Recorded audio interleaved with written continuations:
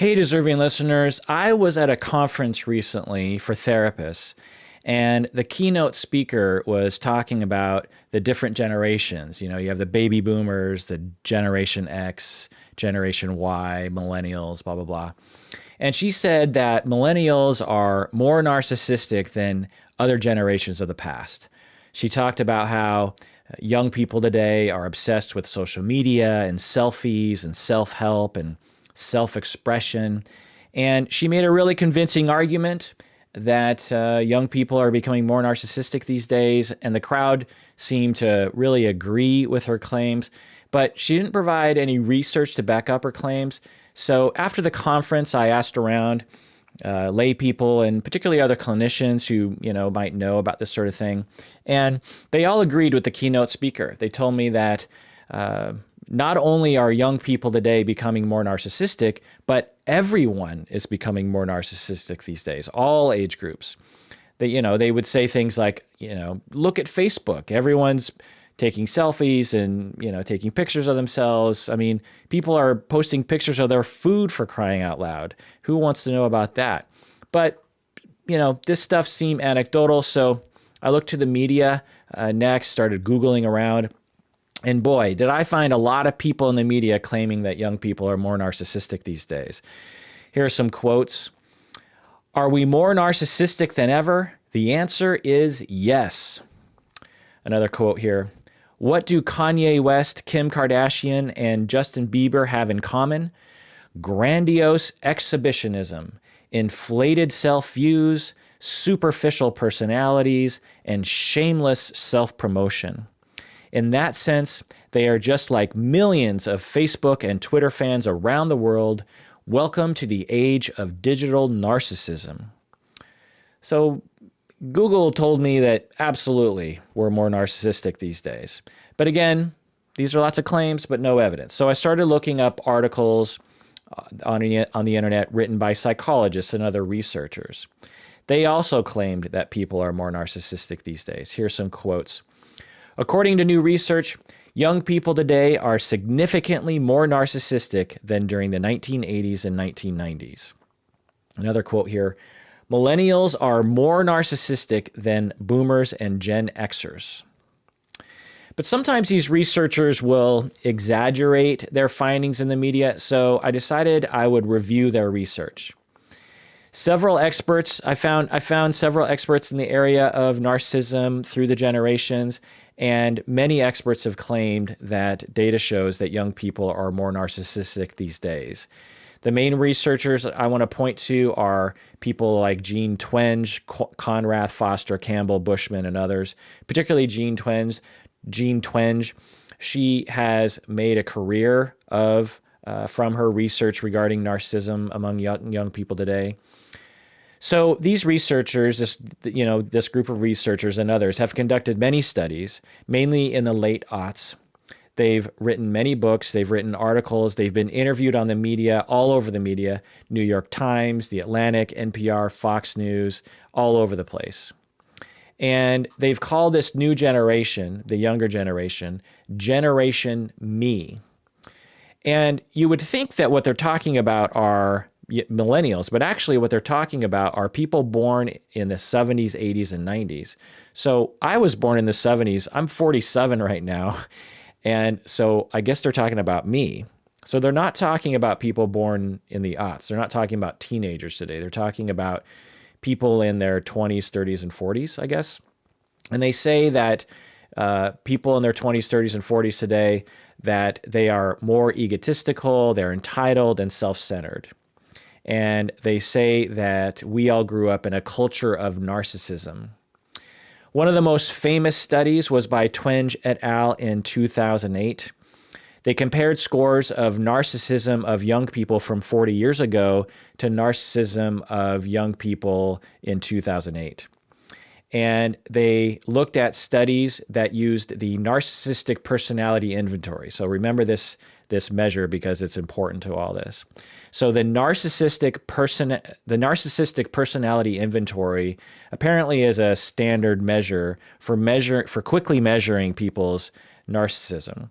So personality testing to determine narcissism can take hours or days or months. When I'm assessing narcissism, I take 5 to 10 sessions with someone, and particularly, and it's hard for me to detect if they're trying to resist. Anyway, but for some purposes, you don't have 5 to 10 weeks to evaluate every participant. So a number of years ago, they developed this thing called the Narcissistic Personality Inventory, which has 40 questions, and it can be done in probably 5 or 10 minutes.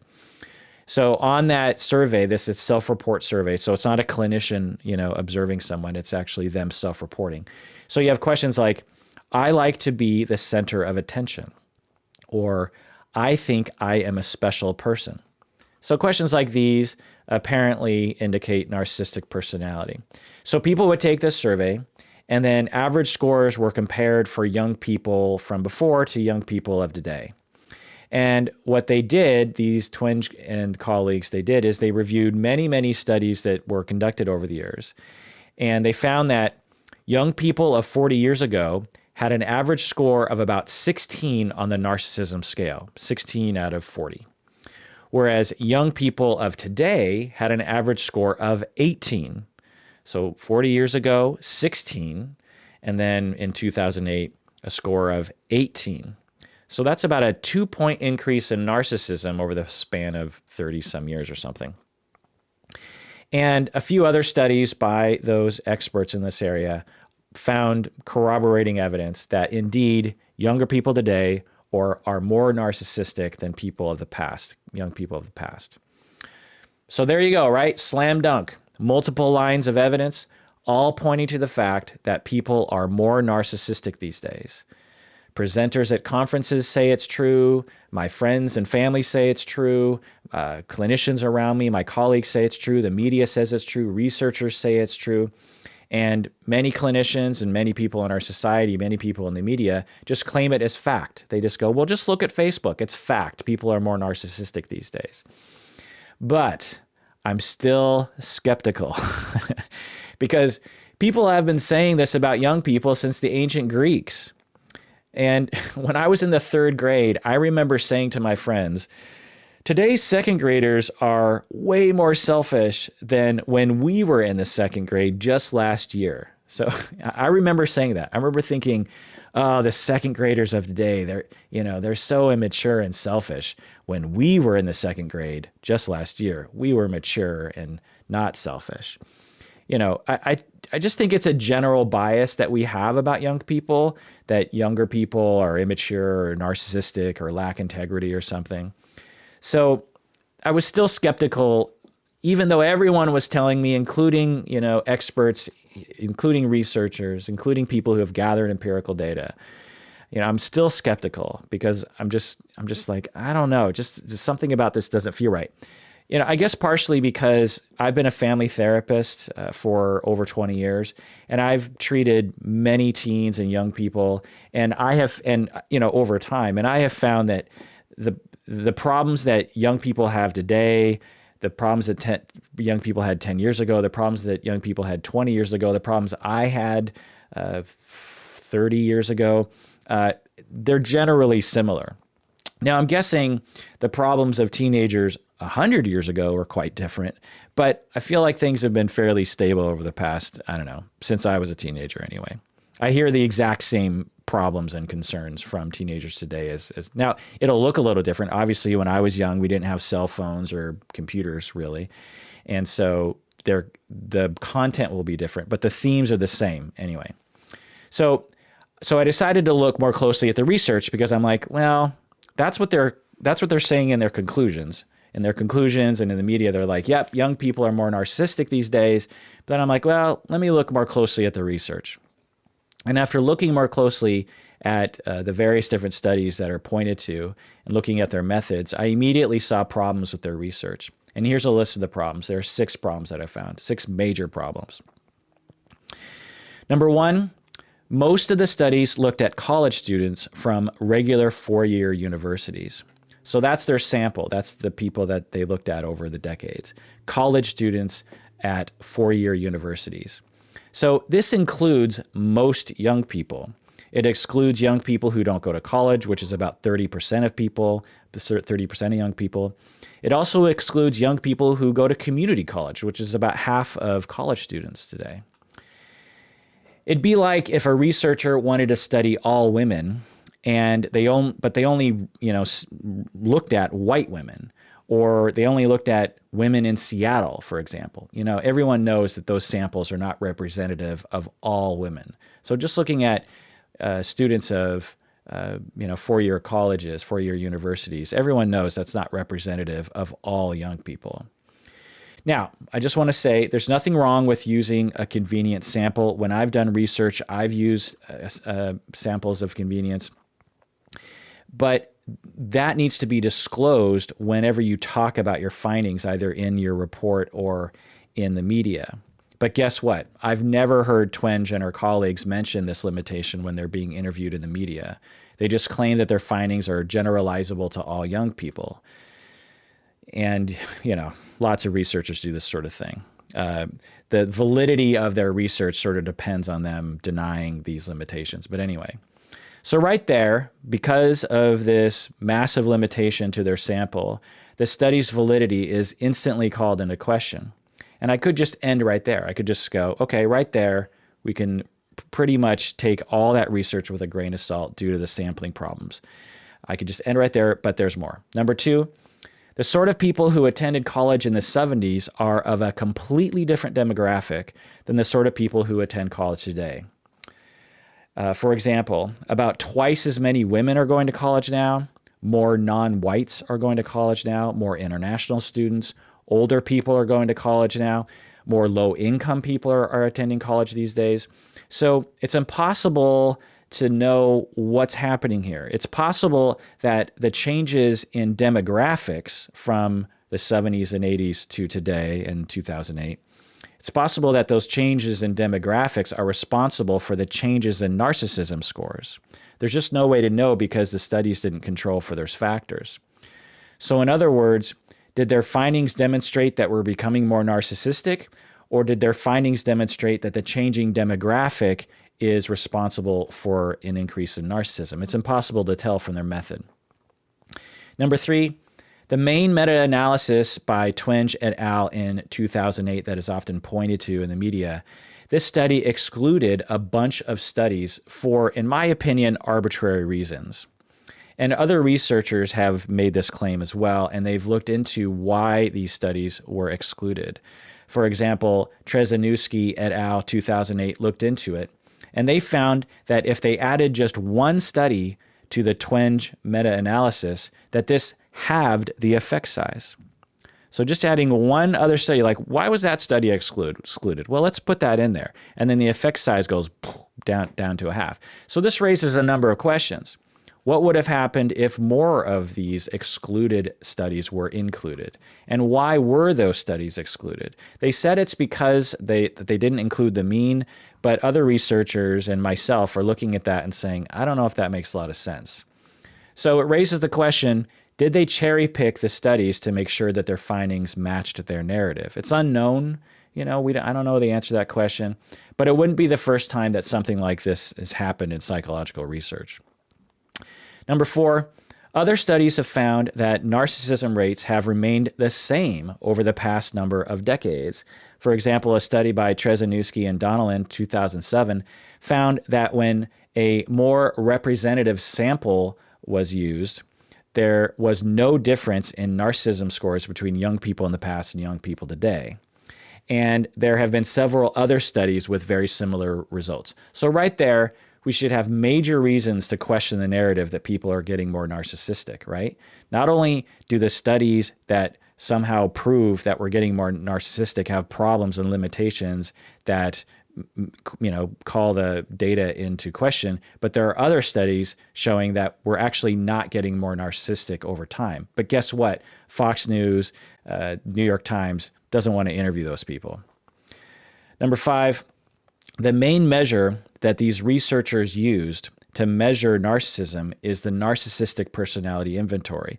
But this inventory measures several aspects of personality, not just narcissism. So again, remember that measure that that survey that I was talking about with 40 questions that supposedly measures narcissistic personality, called the Narcissistic Personality Inventory. So some of the questions are clearly measuring narcissism. Questions like, I like to be the center of attention, or I am an extraordinary person, right? So that's pretty clearly trying to get at narcissism.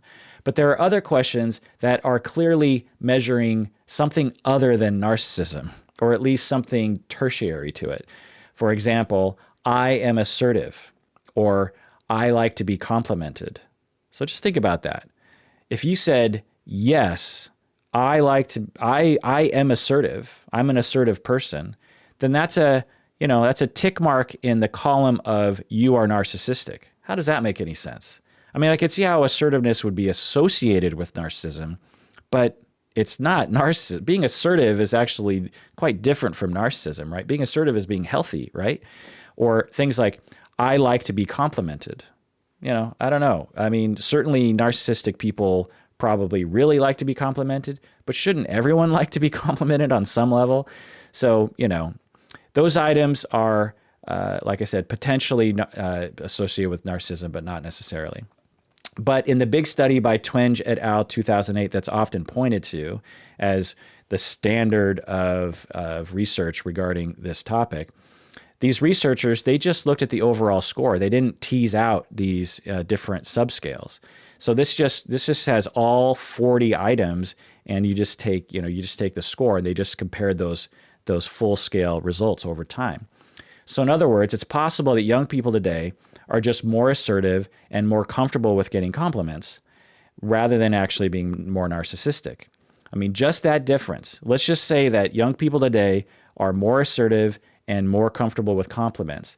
Just that difference in personality would give you a 2-point increase in narcissism that we see from before to 2008. And other research supports this notion that when you actually break out the different subscales of the measure, you find that the more healthy versions of narcissism are potentially increasing over time. And the last thing we should point out, number 6, is the researchers failed to emphasize that the increase in this so-called narcissism was only found among women. When I read this, I was like, what? So the main study that everyone points to that supposedly proves that we're becoming more narcissistic, in that study, they found that for men, narcissism has remained the same over the past 30 or 40 years. But for women, they found that narcissism has increased. For men, stayed the same. Women, it's increased. But that's not what they're talking about. They're not writing this in the conclusions. It's not what they're talking about in the media. When they go on Fox News, that's not what they're saying. They're saying that all young people are more narcissistic these days. So this raises the question, why would you do that? Why would you hide the fact that your data shows that young women are more narcissistic these days, while young men have remained the same regarding narcissism? At least a lot of evidence points in that direction. Why would you hide that? Well, I don't know. I would speculate that they know that if they revealed this finding, that many people, particularly in academia, that these people would wonder if the increase was due to female empowerment and not actually increases in narcissism. Again, if women today feel more assertive and are, more confident in themselves, then that could bump up that full scale result, a few points, right? And you're going to see that in the data because the measure, the Narcissistic Personality Inventory, has a lot of questions on it, some of which are measuring, shall we say, destructive narcissism, and some of the questions are just measuring self-confidence and self-reliance. So let's summarize. Most of the studies looked at college students from regular four-year universities, which is not representative of young people in general. Number 2, the sort of people who attended college in the 70s are of a completely different demographic than the sort of people who attend college today. I mean, maybe not completely, maybe that's exaggerating, but a different demographic. Number 3, the main meta-analysis by Twenge et al. Excluded a bunch of studies for, in my opinion, arbitrary reasons. Number 4, other studies have found that narcissism rates have remained the same over the past number of decades. Number 5, the Narcissistic Personality Inventory measures several aspects of personality, not just narcissism. And number 6, the researchers failed to emphasize that the increase was only found among women. So let's review. Many people claim and believe that we're getting more narcissistic. It's essentially common knowledge these days. People around me say it's true. The media says it's true. Researchers say it's true. But when we look more closely at the research, it's not convincing. And there's plenty of evidence that we're actually not getting more narcissistic.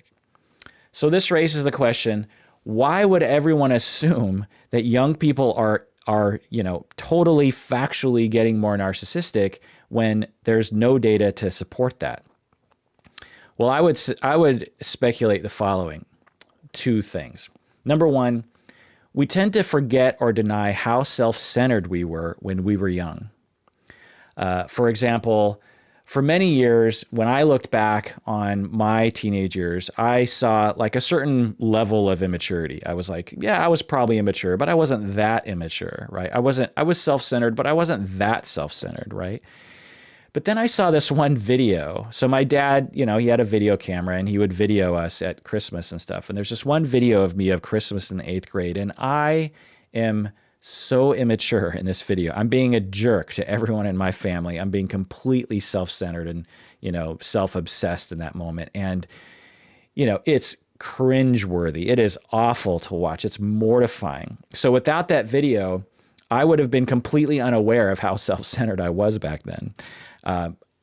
One could say that would have been a better life because ignorance is bliss. But anyway, my point is that I would have said, I wasn't self-centered back then. But man, watching this video, it's like, oh God, it's awful. And so unless your dad videotaped you in your cringeworthy moments when you were a young person, you may not actually remember due to bias and forgetfulness about how immature or narcissistic you were. And so when you see narcissism, so to speak, in young people, you're like, oh, I wasn't that narcissistic back then, but you actually might have been. And according to research, on average, you were. Number 2, speculation. I think we're just jealous of young people because, they have their whole life ahead of them. And, when we were younger, we might have been thinner and healthier, back then. And we look at young people and we think, oh, you're thin and young, and we're jealous of that. And what do we do when we're jealous? Well, we attack and we ridicule people. And let's just say this, sometimes clinicians and researchers fall prey to this jealousy and denial of the past. So I think that's what's happening. So in conclusion, what I'll say, again, I just want to reiterate, there's no compelling evidence, no convincing evidence that we are becoming more narcissistic as a whole and that young people are becoming more narcissistic. In fact, there's a lot of research saying that we're not becoming more narcissistic. We're not less narcissistic. We seem to be of the same rate of narcissism. And this, spans, the time prior to Facebook, during Facebook, it's been pretty consistent because narcissism is an extremely complicated personality trait and has to do with society and has to do with Facebook, but has much more to do with the way that you're raised. And it's, it's just, I won't go into that. Listen to my other episodes about narcissism to find more about that. Most notably, my 11-hour deep dive. I have an 11-hour episode on narcissistic personality disorder. So if you want access to that, you have to become a patron of the podcast by going to patreon.com. When you become a patron on Patreon, you get access to hundreds of exclusive episodes that are only available for patrons, things on narcissism and other personality disorders and a whole host of things. Also, just another announcement, if you're watching this video on the regular YouTube channel, please subscribe to the other YouTube channel that's called Psychology in Seattle Videos. That's where these sorts of videos are going to be posted. Well, that does it for that episode of Psychology in Seattle. Thanks for joining me. Please take care of yourself because you deserve it. And you deserve to not necessarily think that you're narcissistic. What a terrible ending. Anyway, take care of yourself because you deserve it. You really do.